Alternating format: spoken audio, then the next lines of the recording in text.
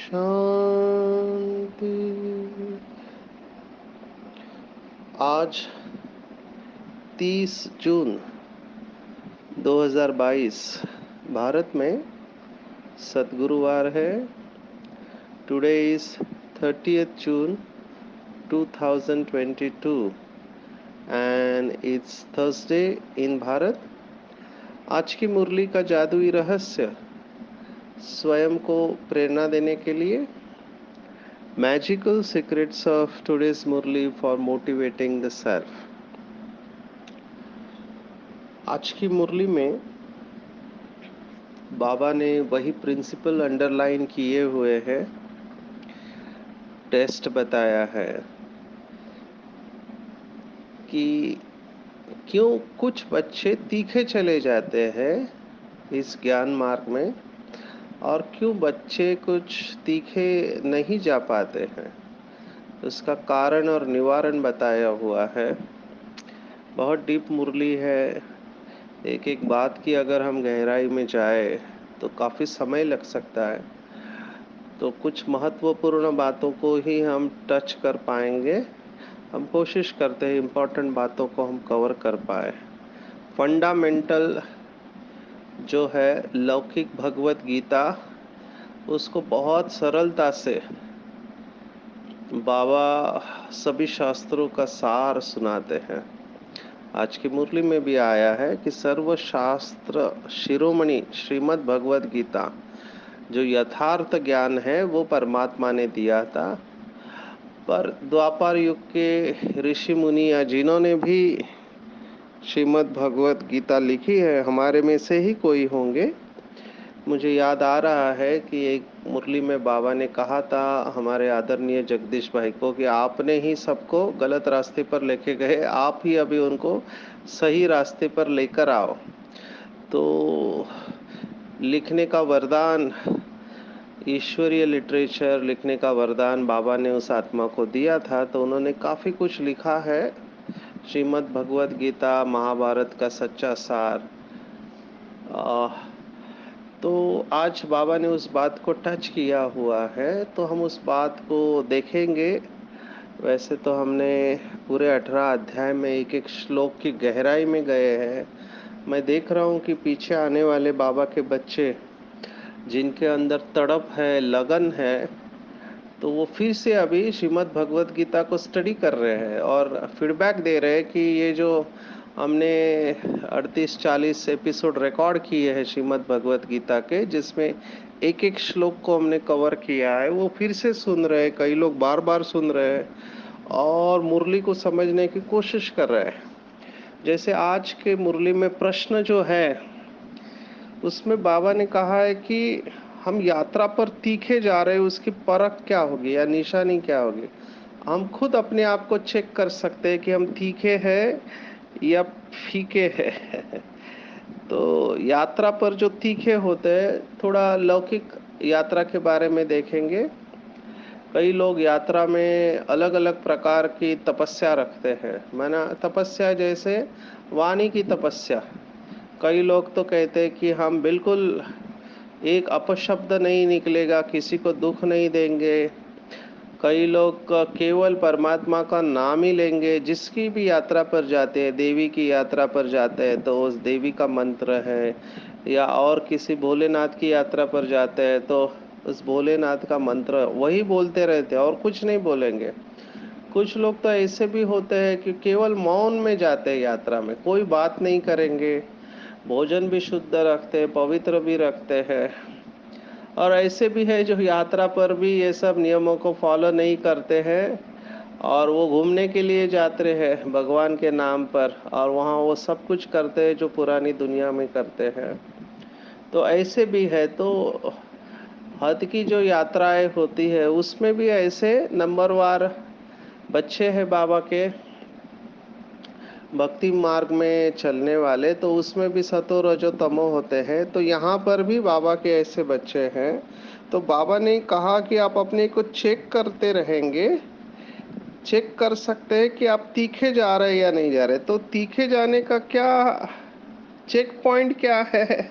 तो तीखे जा रहे हैं उनके अंदर बाबा ने कहा कि वैराग्य होगा। बाबा का पूरा फ्लो जो है वो वैराग्य के ऊपर है। वैराग्य माना क्या?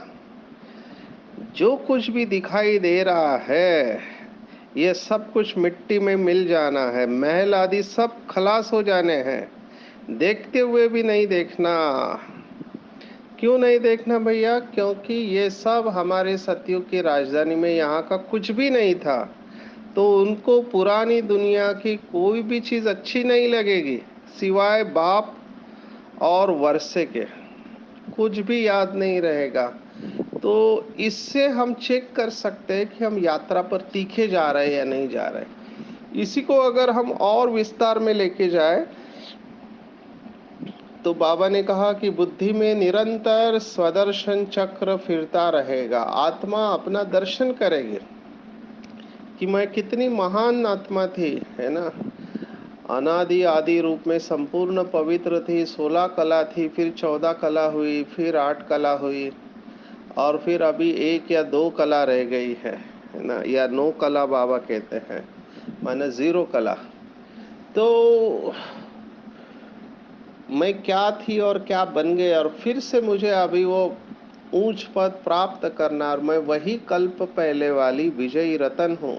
कल्प कल्प मैंने परमात्मा से संपूर्ण वर्षा प्राप्त किया है। कल्प कल्प में हर क्षण निरंतर उसकी याद में रहकर उसके श्रीमत पर चलकर अपनी संपूर्ण अवस्था को प्राप्त किया है। तो जिनके अंदर ये तीखी यात्रा होगी वो निरंतर अपने को इस यात्रा पर अनुभव करेंगे। 2 प्रकार की यात्राएं हैं। एक तो जो भक्ति मार्ग की यात्रा सुनाई, वो जिस्मानी यात्रा बाबा जी से कहते हैं, और हम जो करते हैं वो रूहानी यात्रा। तो एक यात्रा ये है कि अपने को आत्मा समझ के सूक्ष्म शरीर से ब्रह्मा बाप के सामने सूक्ष्म वतन में रहना, बाबा को अपना सब समाचार सुनाना, और फिर बिंदु रूप बनकर परम धाम में शिव बाबा के साथ रहना, शिव बाबा के सभी गुणों का, शक्तियों का अनुभव करना, अपने में वो भरना। एक ये यात्रा है। और एक यात्रा का एंगल है लौकिक दुनिया में, फिलॉसफी में ये कहते हैं, तत्व ज्ञान में, कि हम सबकी जीवन यात्रा है। अभी जीवन यात्रा जब कहते हैं तो वो लोग 2 प्रकार से देखते हैं। एक ये है जन्म से मृत्यु तक की यात्रा, ये एक देखा गया। तो ये भी एक यात्रा ही है। हमारा जिस स्थान पर जन्म हुआ, जिस माता पिता के घर में हमारा जन्म हुआ, जिस स्कूल में हुआ, जिस धर्म में हुआ, जिस देश में हुआ, वहाँ से हमारी यात्रा चालू हुई इस जन्म की। और एक ऐसा समय आएगा जब हम अपना शरीर छोड़ देंगे।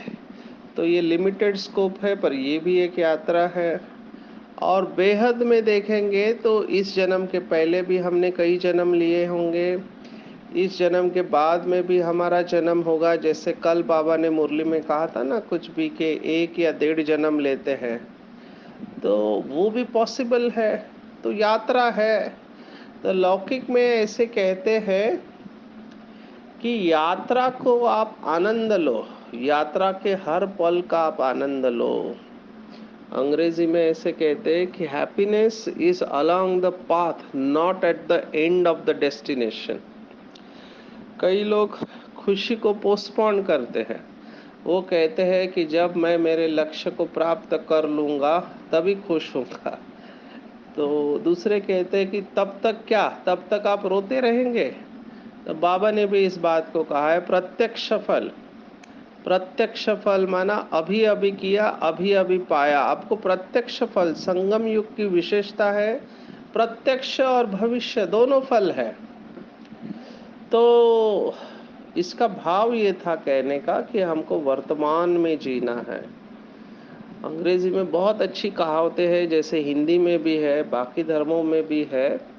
तो अंग्रेजी की एक कहावत मुझे पर्सनली बहुत अच्छी लगती है कि if you want to make your life good, make your day good first.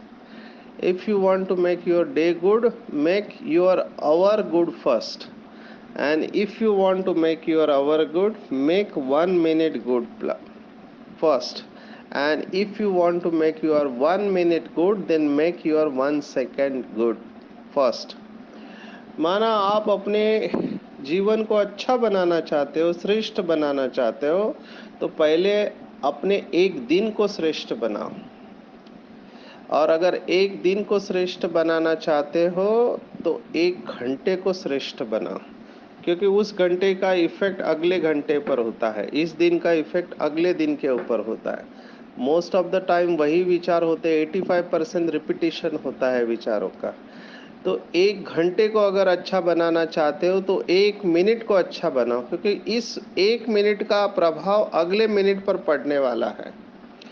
जैसे हम ये मुरली का रहस्य सुनते हैं तो मुरली रहस्य से प्रेरणा लेते कई भाई बहने, और फिर वो अपना मूड अच्छा बना लेते कि आज मैं ये अभ्यास करूँगा, मेरे को ये बात समझ में आ गई।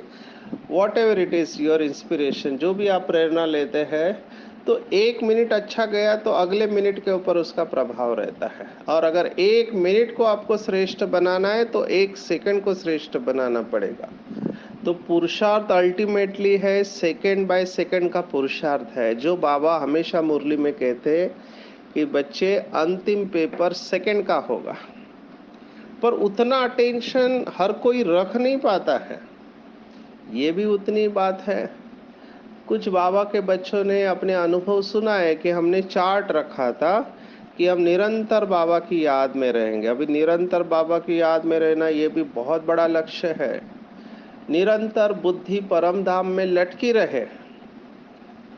तो होता क्या था कि थोड़ा किसी का अवगुण देखा या थोड़ा भी नॉन एक्सेप्टेंस रहा ड्रामा के प्रति, माना ड्रामा अस्वीकार हो गया किसी भी बात के वजह से, आप अगर आपका थॉट चला कि ये क्या हो रहा है, ऐसा तो होना नहीं चाहिए, ये ड्रामा में ऐसा क्यों हो रहा है, ये फलानी आत्मा इतनी पुरानी होके ऐसे क्यों कर रही है, ये ज्ञान में चलकर ऐसा क्यों कर रहा है, या मेरे साथ ही ऐसा क्यों हो रहा है, मेरे सामने इतने पेपर क्यों है, थोड़ा भी नॉन एक्सेप्टेंस रहा, अस्वीकार रहा ड्रामा, तो आप निरंतर याद की स्टेज से नीचे आ जाएंगे।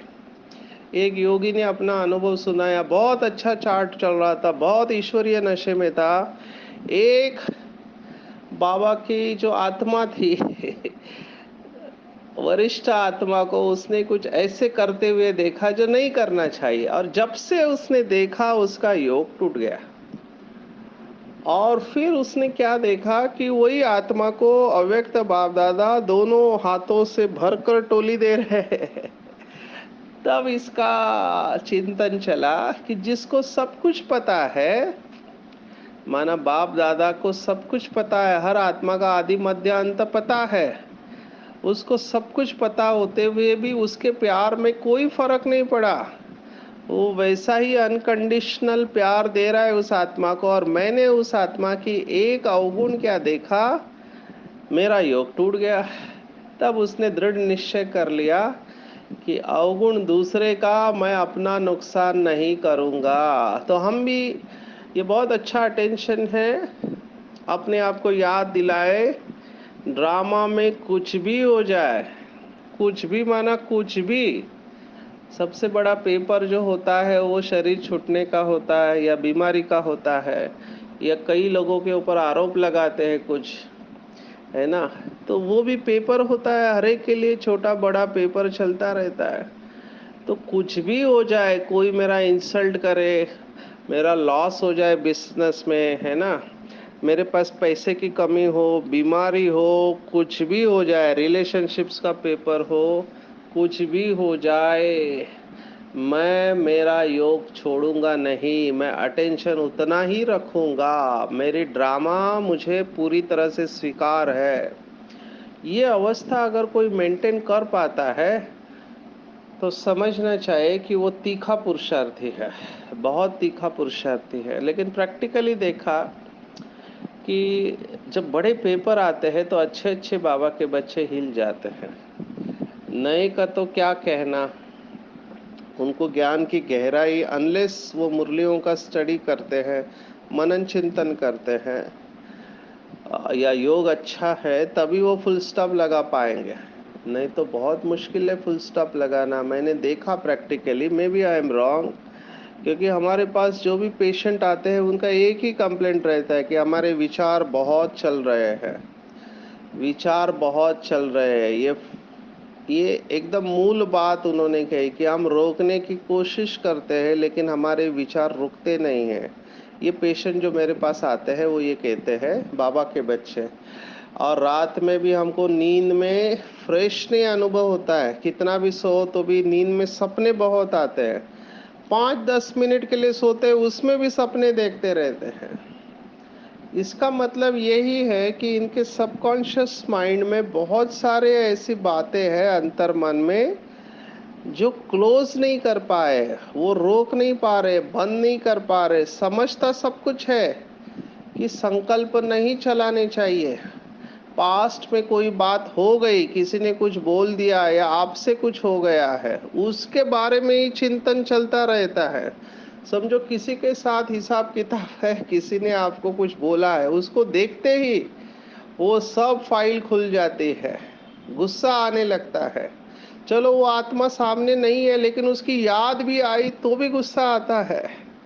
इसका मतलब हमने अपनी बहुत ऊर्जा उस आत्मा के ऊपर व्यर्थ की है और वो फाइल हमारे सबकॉन्शियसनेस में पड़ी है, उसको डिलीट नहीं कर पाते हैं वो।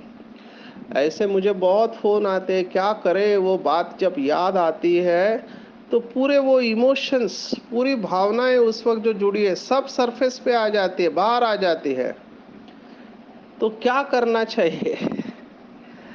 तो सॉल्यूशन एक ही है। आजकल का न्यूरो साइंस या मेडिकल साइंस भी ये कहता है कि आप ऐसे मेमोरी को डिलीट नहीं कर सकते। इतना ज़रूर हो सकता है कि आप नई फाइल क्रिएट कर सकते हैं। और बाबा ने एग्जैक्टली यही बात मुरली में कही है। बहुत सुंदर मुरली बाबा की चली है। मुरली का टाइटल है हर गुण और शक्ति को अपना नेचुरल नेचर बनाओ। उसमें बाबा ने इतना सुंदर कहा है कि कई बच्चे कहते हैं कि क्या करे बाबा, मेरा नेचर ही ऐसा है, मेरे तो विचार बहुत चलते हैं, मुझे तो चिंता बहुत होती है या मुझे तो गुस्सा बहुत आता है, वगैरह वगैरह। ये तो कुछ एग्जाम्पल आपको सुनाया। कई लोगों को गिल्ट फीलिंग होती है, आत्मग्लानि में जाते हैं। कई लोग हमेशा पश्चाताप मोड में होते हैं, उनको हमेशा सॉरी कॉर्नर में, उनको लगता है कि वो जो कुछ भी करेंगे दूसरों को तकलीफ दे रहे हैं। और कई इसके टोटली अपोजिट रहते हैं। तो हर एक यूनिक है, हर एक के संस्कार अलग अलग है पुराने। पर वॉट एवर इट इज, बाबा ने स्पष्ट कहा कि बच्चे कहते हैं कि क्या करे, मेरा नेचर ही ऐसा है, संस्कार ही ऐसा है। तो बाबा ने दो बातें बताई। पहली बात कि किसी और की चीज को अपनी कहना ये चोरी है, ये आपकी चीज नहीं है, आपका संस्कार ही नहीं है, ये तो रावण का संस्कार है। तो रावण की चीज को, पराई चीज को अपना कहना ये चोरी है। तो ये चोरी नहीं करो। जो बाप का संस्कार है वही बच्चों का संस्कार है। तो नंबर 1 ये करेक्शन करना है। नंबर 2, बाबा ने कहा चलो आप कहते हो कि मेरा संस्कार ऐसा है, पर ये संस्कार बना कैसे? बाबा ने प्रश्न पूछा। संस्कार बनाने से बना ना। जब आपने किसी बात को बार बार रिपीट किया, बार बार वो कर्म किया, तब वो संस्कार बना ना।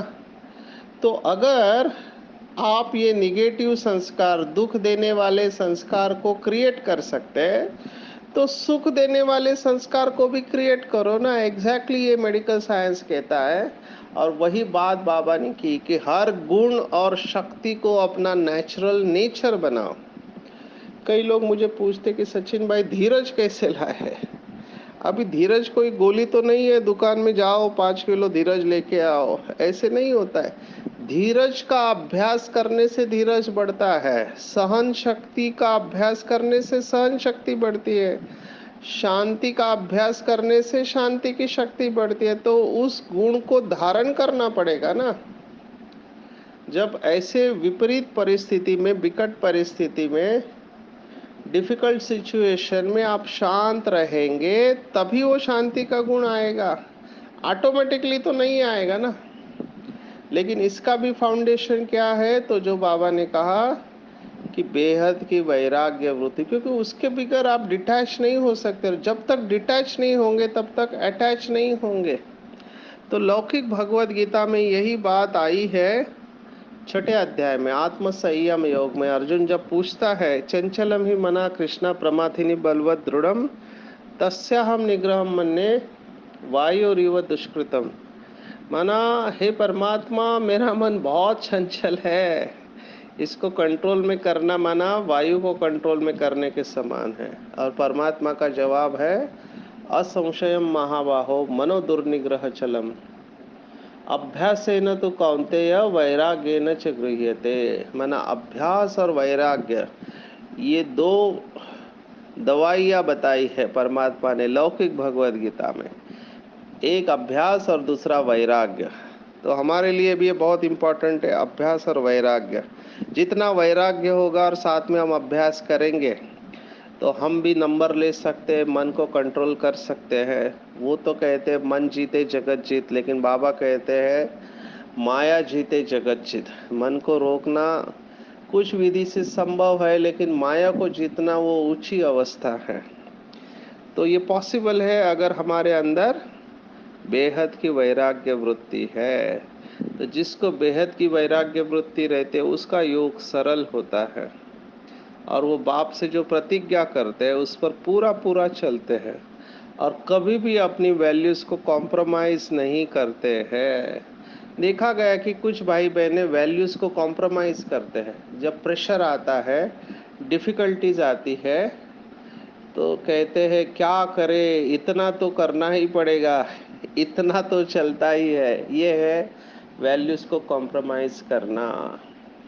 देखो, यज्ञ की अगर आप हिस्ट्री देखो, अभी 86 इयर्स हो गए, बाबा ने कभी भी पवित्रता को कॉम्प्रोमाइज नहीं किया है। कभी ऐसे नहीं कहा चलो कोई बात नहीं, आप महीने में एक बार या 6 महीने में एक बार, साल में एक बार विकार में जा सकते, आप नहीं रह सकते थे। बाबा ने तो सीधा कहा ये पॉइजन है। बाबा के पवित्रता में बाबा कोई भी कॉम्प्रोमाइज नहीं करना चाहता, ना किसी बात में। ये तो बच्चे नंबरवार है तो वो कर देते हैं, ये बात अलग है। तो बाबा कहते हैं, बाबा ने स्पष्ट कहा, प्रतिज्ञा की आपने भगवान के पास में और फिर उल्टा कर्म किया तो रजिस्टर खराब हो जाएगा। ऐसे आत्माओं को फिर से उठकर खड़ा होना मुश्किल हो जाता है, क्योंकि दाग लग गया ना। आत्मा के ऊपर दाग लग गया तो फिर उसको फिर से अपने आप को उस स्टेज में लेके जाना बहुत कठिन है। बहुत तीव्र पुरुषार्थ करना पड़ेगा। और प्रैक्टिकली में भी मेरे पास जो आत्माएं आते हैं वो डिफ़िकल्ट केसेस आते हैं। प्रैक्टिकली देखा गया है कि ये लोग फिर से खड़े नहीं हो पाते हैं। कोई विरला होगा, कोई विरला होगा जिसके दिल में तीर लग जाए, है ना, जो मरने के लिए तैयार हो। ऐसा कोई विरला होगा जो फिर से उठकर खड़ा होके नंबर ले सकता है। तो देखना चाहिए कि हमारे से गलती न हो, छोटी या बड़ी गलती गलती होती है। तो इसके लिए एक धारणा बाबा ने और बताई। आज वो संस्कृत का श्लोक के बारे में बाबा ने कहा, सच बोलना सच चलना, तभी सचखंड में चल सकेंगे। ये एक बहुत बड़ी धारणा है। आप देखो, हद में लौकिक में एक देहदारी ने केवल सत्य और अहिंसा के आधार पर, केवल ये दो क्वालिटीज के आधार पर पूरे देश को बदल डाला, विश्व को भी मोटिवेट किया, है ना। हम सब ने पढ़ी है वो किताब, my experiments with truth, Mohandas Karamchand Gandhi.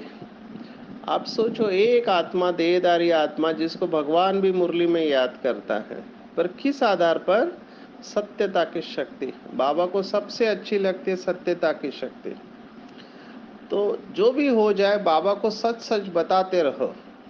पर ऐसा भी नहीं हो गलती करते रहो और फिर सच बताओ, फिर से गलती करो। सच बताने का भाव ये है कि आप उससे प्रेरणा लेके अगली बार वो गलती नहीं होनी चाहिए। तो ये भी ध्यान रखना चाहिए। बाबा ने आज विशेष कोर्ट के बारे में कहा। कोर्ट में कसम खाते, गीता, बाइबल, कुरान जहाँ पर भी है, हाथ रख के कहते कि जो भी कहेंगे सच कहेंगे, सच के सिवा और कुछ नहीं कहेंगे। लेकिन बाबा को पता है कि ये लोग हाथ रखकर भी झूठ बोलते हैं, इसलिए तो बाबा ने आज उसको भी याद किया है।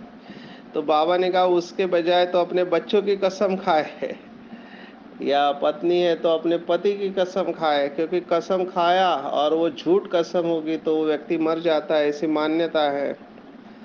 तो कसम भी झूठ खाते हैं।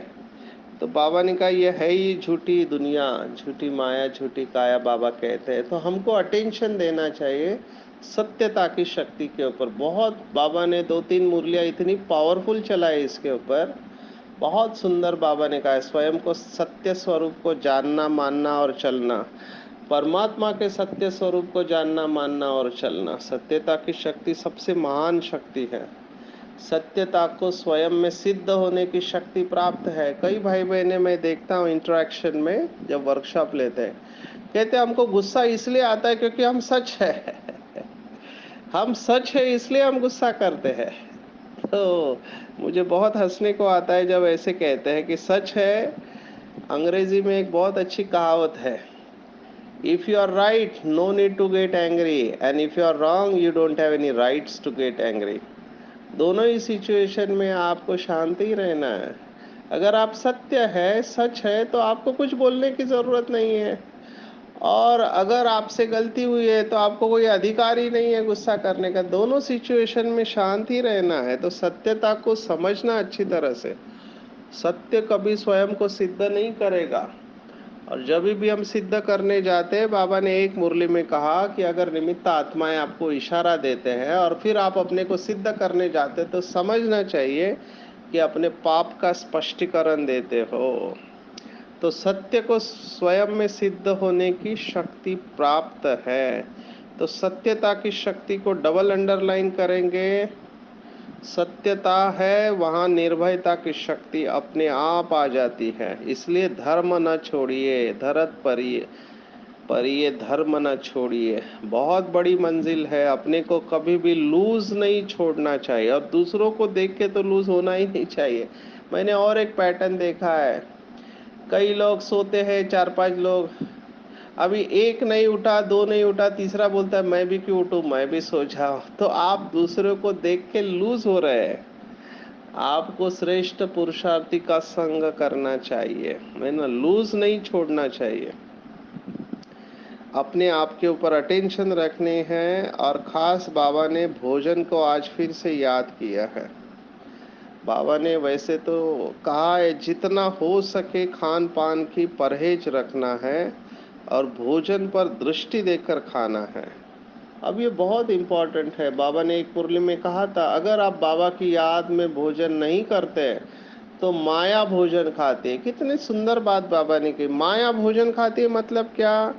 उसका मतलब कि वो भोजन जो आपने बाबा की याद में नहीं खाया, उससे माया या विकार शक्तिशाली होते जाते, वो फीड करते हैं, विकारों को शक्तिशाली बनाते। इसलिए बाबा की याद में अगर हम भोजन खाएंगे तो कम जाएगा और उसकी निगेटिविटी का हमारे ऊपर असर नहीं आएगा। तो कुछ भी खामी है, छोटी सी भी खामी है, तो धारणा में कमी होगी।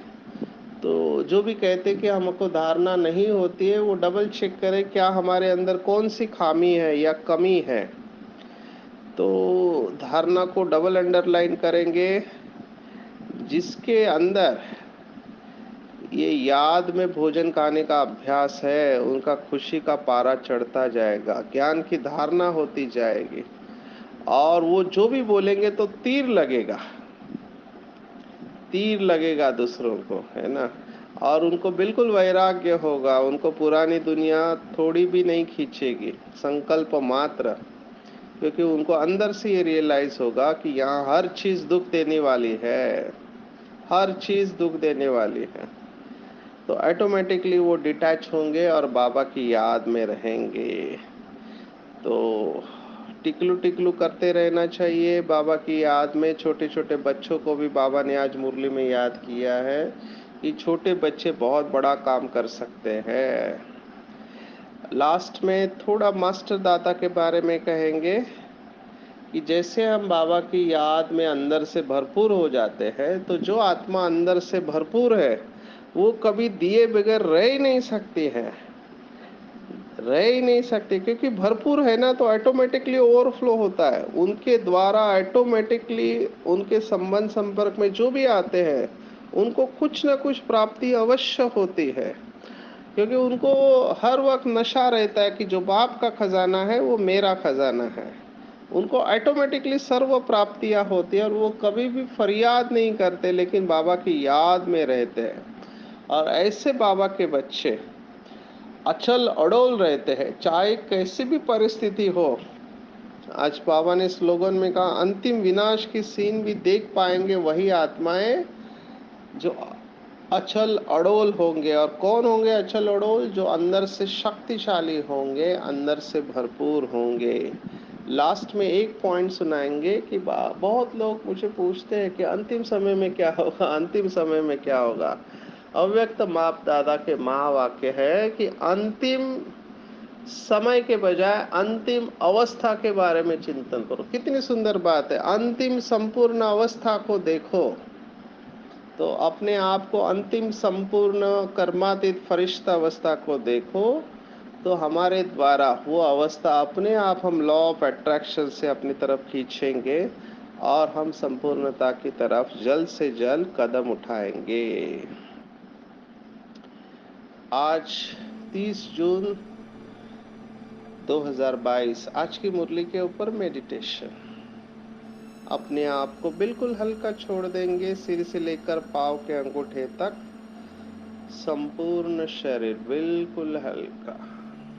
महसूस करेंगे कि मैं आत्मा इस शरीर से अलग हूँ, मुझे अशरीरी होना नहीं है, मैं हूँ ही अशरीरी। और मैं आत्मा यात्रा पर हूँ। मैंने 84 जन्म पूर्ण किए हैं, ये मेरा अंतिम जन्म है और अभी सभी को वापस अपने घर जाना है। यहाँ आंखों से जो कुछ भी दिखाई देता है वो सब खत्म होने वाला है, सब कुछ खत्म होने वाला है। ये दुनिया कब्र दाखिल है। यहाँ किसी भी चीज, व्यक्ति और वस्तु से सदा काल का सुख नहीं मिल सकता, क्योंकि सभी अपूर्ण है। और अब मैं अपनी यात्रा पर हूँ, इस 5 तत्वों की दुनिया से पार, सूक्ष्म वतन से भी पार, परम धाम जो मेरा असली घर है। उस घर में मेरा अनादि पिता शिव बाबा, उसके साथ मैं कंबाइंड हो रही हूँ। सर्वशक्तिवान शिव बाबा से सर्व शक्तियाँ मेरे अंदर प्रवेश कर रही है, प्रवेश कर रही है। मैं बहुत शक्तिशाली अनुभव कर रहा हूँ। बीज रूप बाबा के साथ मैं आत्मा भी मास्टर बीज रूप हूँ। मेरे जन्म जन्मांतर के पाप कर्म भस्म होते जा रहे हैं। मैं फिर से स्वच्छ और पवित्र बनते जा रहे हूँ। मेरी चमक बढ़ते जा रही है। मैं आत्मा सर्व शक्तियों से भरपूर होकर वापस पुरानी दुनिया में और पुराने शरीर में अवतरित हो रही हूँ। मैं अंदर से भरपूर होने के कारण मेरे द्वारा निरंतर चारों तरफ बाबा की शक्तियाँ प्रवाहित हो रही है। मैं सर्व प्राप्ति संपन्न आत्मा हूँ। जो भी मेरे संबंध संपर्क में आता है उसको ऑटोमेटिकली बाबा के ज्ञान गुण और शक्तियाँ मिलते रहती है। मैं अचल और अडोल आत्मा हूँ। बाप की प्रतिज्ञा पर चलने वाली अचल और अडोल आत्मा हूँ। मैं ब्रह्मा भोजन भी खुशी खुशी से बाप की याद में स्वीकार करती हूँ। मेरी दृष्टि वृत्ति पवित्र बन चुकी है। मैं संपन्न हूँ और संपूर्ण हूँ। संपन्न हूँ और संपूर्ण हूँ। ओम शांति शांति शांति। सर्वशक्तिवान बाप हमेशा मेरे साथ है। उसने अपना वरदानी हाथ मेरे सिर के ऊपर रखा है। बाप दादा मुझे दृष्टि दे रहे और मुझे अपने बाहों में समा लिया बाबा ने। बाबा मुझे कह रहे कि बच्चे, तुमने कल्प कल्प कल्प कल्प बाप से जो प्रतिज्ञा की है, उस प्रतिज्ञा के आधार पर आपने श्रेष्ठ कर्म करके ऊंच पद प्राप्त किया है। आप तीखे पुरुषार्थी हो, क्योंकि आपने बुद्धि से रियलाइज किया ये पुरानी दुनिया गई कि गई। यहाँ जो कुछ भी दिखाई दे रहा ये सब मिट्टी में मिल जाना है। इसलिए तन मन धन समय श्वास संकल्प आपने ईश्वरीय सेवा में सफल किया है। आपने श्रीमत पर चलकर सभी खामियों को दूर किया है। भोजन को ईश्वरीय याद में दृष्टि देकर स्वीकार किया है। इसलिए आप निरंतर भरपूर रहने वाले अचल अडोल आत्मा हो। आपको कोई भी परिस्थिति हिला नहीं सकती और आपकी विजय निश्चित है, निश्चित है, निश्चित है। विजयी भव। बाबा से शक्ति लेकर, बाबा से दृष्टि और वरदान लेकर मैं आत्मा अति हर्षित हो रही हूँ। बाबा को दिल से धन्यवाद दे रही हूँ। धन्यवाद बाबा, धन्यवाद। मेरा बाबा, मीठा बाबा, प्यारा बाबा, दुलारा बाबा, सच्चा बाबा और अच्छा बाबा, दयालु बाबा, कृपालु बाबा, वाह बाबा, शुक्रिया बाबा, शुक्रिया। अच्छा, ओम शांति।